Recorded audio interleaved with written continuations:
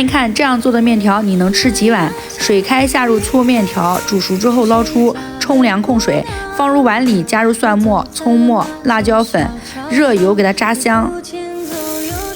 放入黄瓜丝儿、胡萝卜丝儿、生抽、陈醋、盐、鸡精、白糖，用筷子搅拌均匀。家庭版油泼面做好了，喜欢的老铁点亮小爱心支持一下，感谢大家。